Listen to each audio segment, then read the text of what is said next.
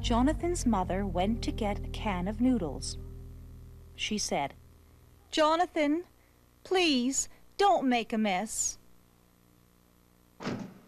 Jonathan looked at the nice clean rug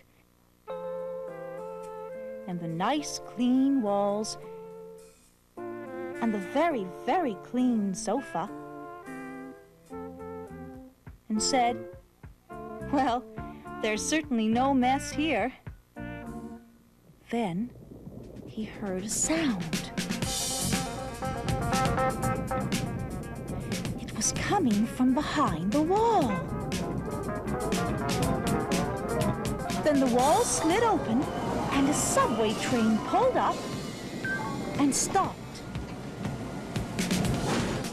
Then all kinds of people came out of Jonathan's wall, ran around his apartment and out the front door.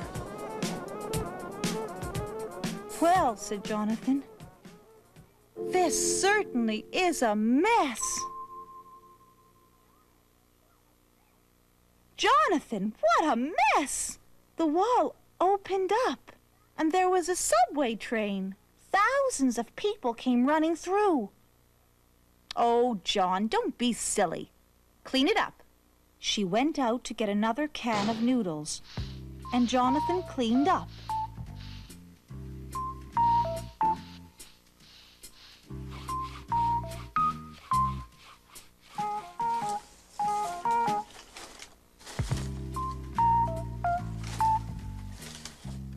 When he was all done, he heard a sound.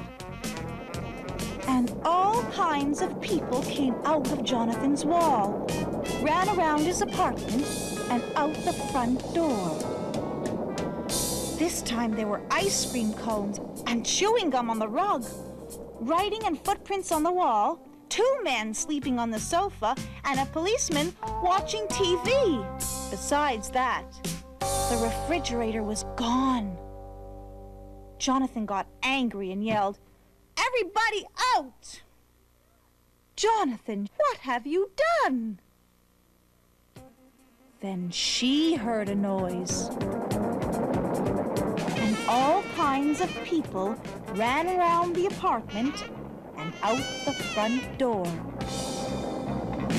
There were ice cream cones, chewing gum, and pretzel bags on the rug, writing, footprints, and handprints on the wall, and 5 men were sleeping on the sofa. Besides that, a policeman and a conductor were watching TV, and the fridge and stove were gone. "This is not a subway station, this is my house," the conductor said. "If the subway stops here, then it's a subway station. You shouldn't build your house in a subway station. If you don't like it, go see City Hall." So, Jonathan went to City Hall. When he got there, the lady at the front desk told him to see the subway boss. And the subway boss told Jonathan to go see the mayor. The mayor said, "If the subway stops there, then it's a subway station. Well, you shouldn't build your house in a subway station.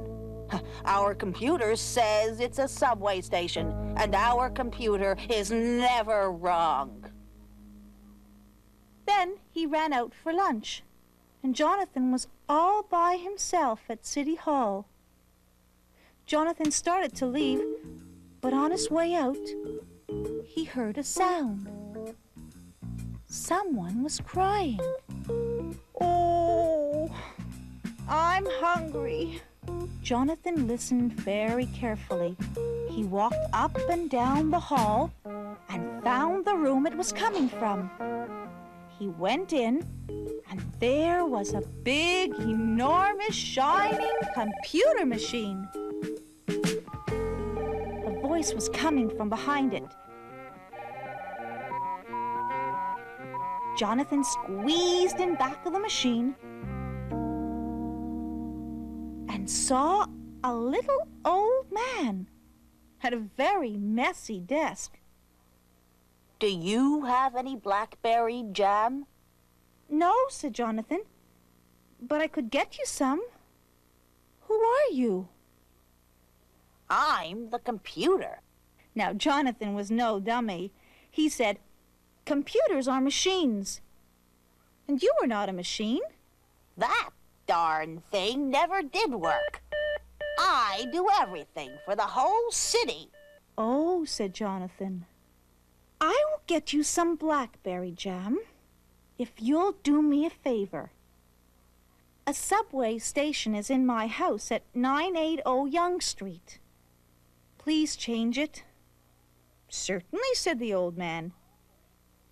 Jonathan went all the way to a jam store.